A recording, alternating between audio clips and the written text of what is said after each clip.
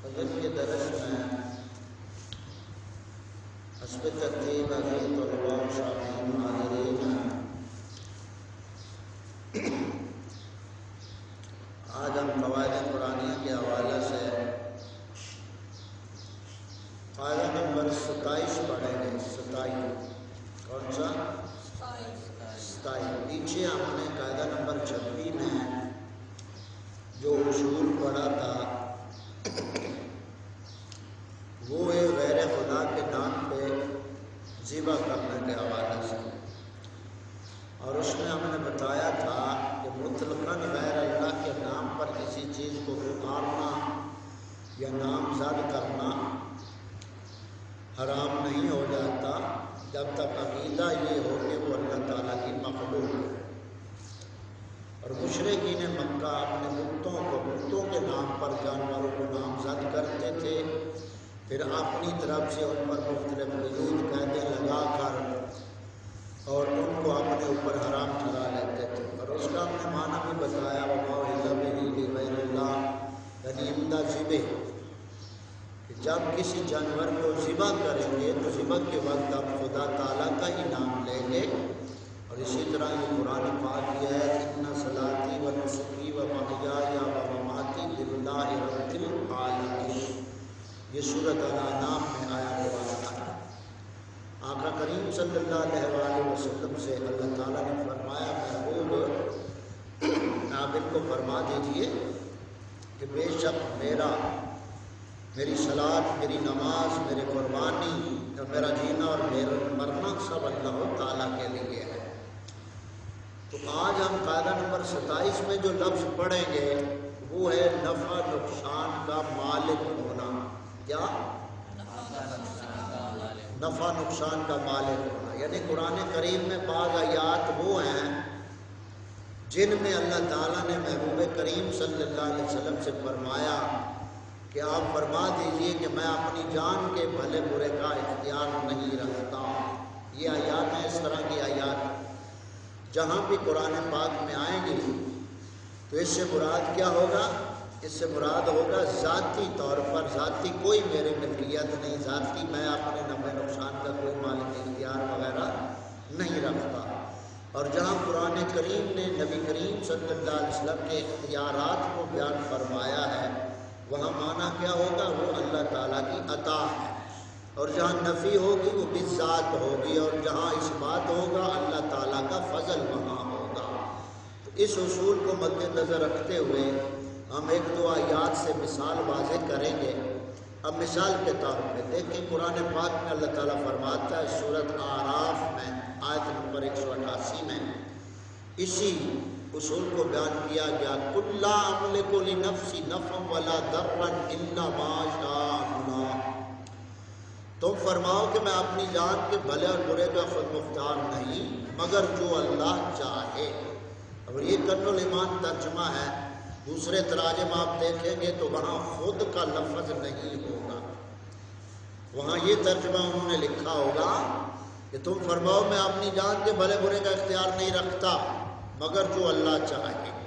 تو اعلیٰ حضرت نے جو ترجمہ کیا تمام تفاسیر کا نچوڑ اور خلاصہ یہاں بیان کر دیا کہ یہاں خود اپنے اور پر ذاتی طور پر کسی چیز کا مالک و مختار نہیں، اور جہاں عطا ہے وہاں اللہ تعالیٰ کا فضل و کرم ہے اور وہاں اللہ تعالیٰ کا اذن ہے۔ تو یہاں دیکھیں اس آیت پاک میں کس چیز کی نفی ہے؟ یعنی ذاتی طور پر میں نفع نقصان کا مالک نہیں۔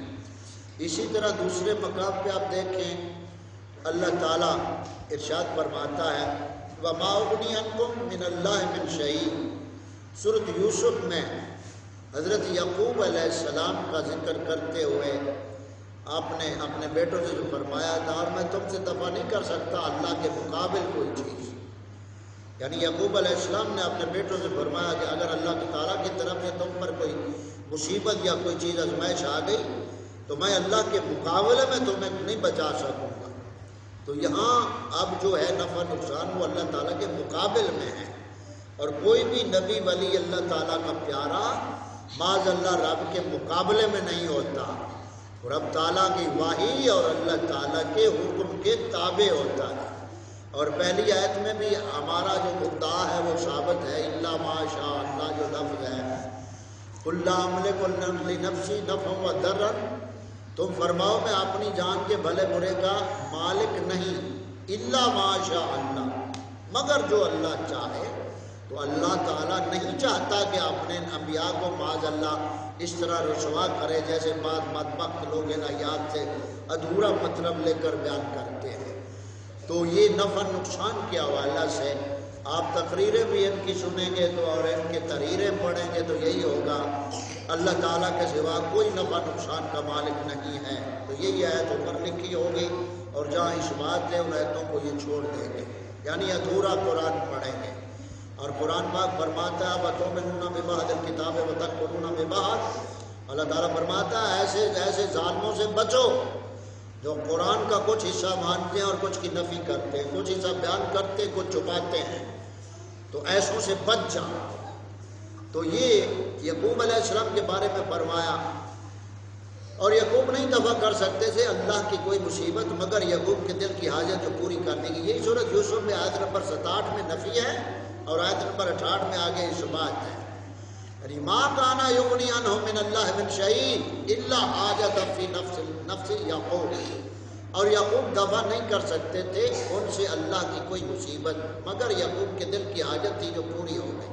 یہ ساری تفصیل ہم نے قصہ سیدنا یوسف علیہ السلام میں بیان کی ہوئی ہے، وہاں بھی سن سکتے ہیں۔ اور لیکن یہاں جو بات ہے الا حاجت، اب یعقوب علیہ السلام کے دل کی حاجت کیا تھی کہ یوسف علیہ السلام کی یہ خبر لے آئیں، تو اللہ تعالیٰ نے وہ حاجت پوری کر دی، اور یوسف علیہ السلام کے بارے میں آپ کو پتہ چلا اور سب کچھ معلوم تھا، تو یہ چیز واضح ہے۔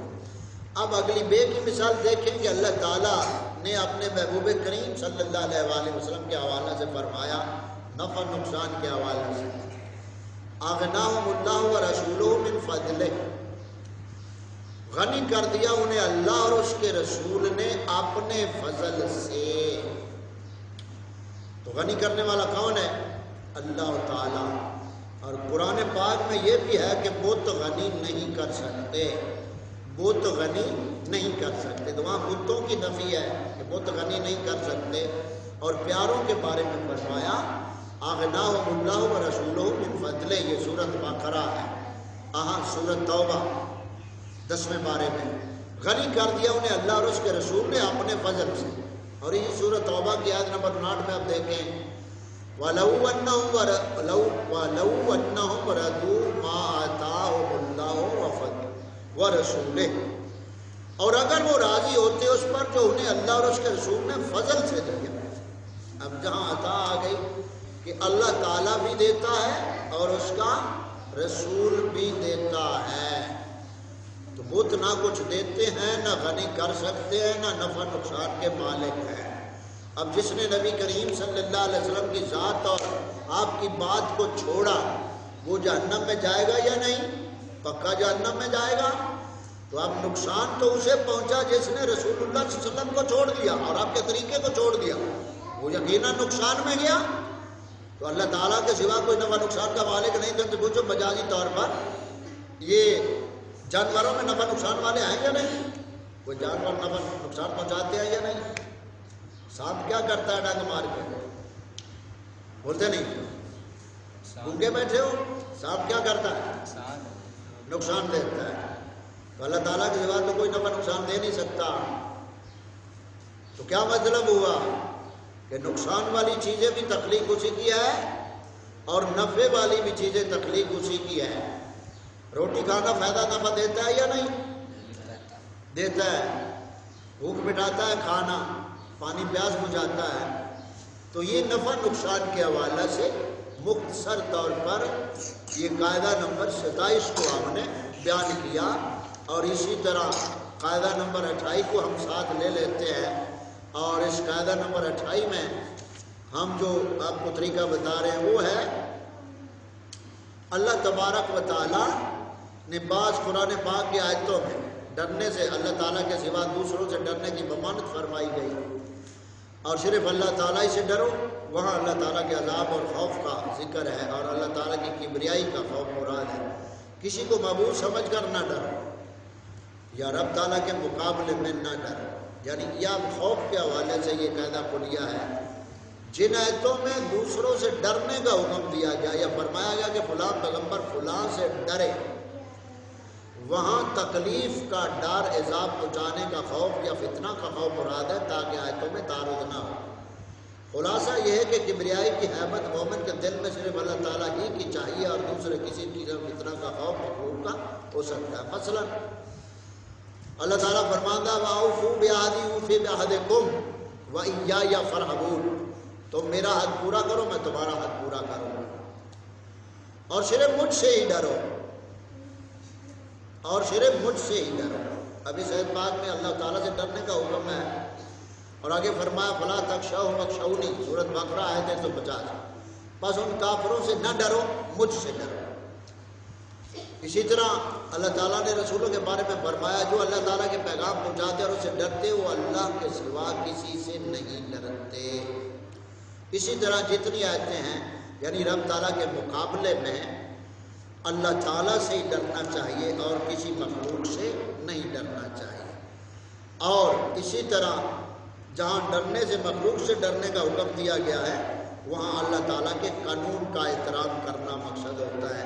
جیسے موسیٰ علیہ السلام کے بارے میں اللہ تعالیٰ نے فرمایا جب وہ سانپ آپ کے ہاتھ میں لکڑی سے آسے سے سانپ بن گیا تو موسیٰ علیہ السلام ڈرے، خوف زدہ ہوئے، تو اللہ تعالیٰ فرماتا لا تخف، اے موسیٰ ڈریے نہیں، اسے اٹھا لیجیے۔ تو آپ نے اس عصا کو اٹھایا تو وہ پھر عصا بن گیا، جب نیچے پھینکا تو سانپ بن گیا۔ تو وہاں موسیٰ علیہ السلام کا ڈرنا کیا اصل میں تھا؟ رب تعالیٰ کے قانون کا احترام کرنا مقصد تھا، اور اس قانون کو سامنے لانا، کیونکہ جو نقصان دہ چیز اللہ تعالیٰ نے پیدا کی ہے اس سے خوف رکھنا جان کے لیے اس قانون کو ظاہر کرنا مقصد ہے، ورنہ نبیوں کے دل میں رب کے سوا اور کسی کا خوف نہیں ہوتا۔ نبی کی شان تو ورال ورا ہے، اللہ تعالیٰ کے کاملین اولیاء اللہ کے بارے میں اللہ تعالیٰ نے فرمایا الا ان اولیاء اللہ لا خوف علیہم ولا هم یحزنون، بے شک جو اللہ تعالیٰ کے ولی ہیں اولیاء ہیں ان کو کسی چیز کا نہ خوف ہے نہ غم ہے۔ تو اس قاعدہ نمبر ہم نے کون سا پڑھا؟ 28 میں ڈر اور خوف کے حوالے سے، اور اسی طرح قاعدہ نمبر 29 میں آخر پہ بات کریں گے۔ ممکن ہے کل آخری روزہ بنے تو قاعدہ ہمارا آخری رہ جائے اور یہ پورا قواعد قرآنیہ ماہ رمضان المبارک کے دنوں کے ساتھ مکمل ہو جائے۔ تو قاعدہ نمبر 29 میں لفظ بشر کو بتایا گیا ہے، یہ آخری بات اس حوالے سے ہم کریں گے۔ قرآن کریم میں اللہ تعالیٰ نے نبیوں کو بشر فرمایا، اور بشریت کے بارے میں یہ عقیدہ ہمیں رکھنا چاہیے اللہ تعالیٰ نے جن آیتوں میں نبی سے کہلوایا ہے کہ ہم تم جیسے بشر ہیں، وہاں مطلب یہ ہے کہ خالص بندے ہونے میں تم جیسے بشر ہیں، یعنی جیسے نہ تم خدا ہو نہ ہم خدا ہیں، تمہارا اور ہمارا خدا ایک ہے۔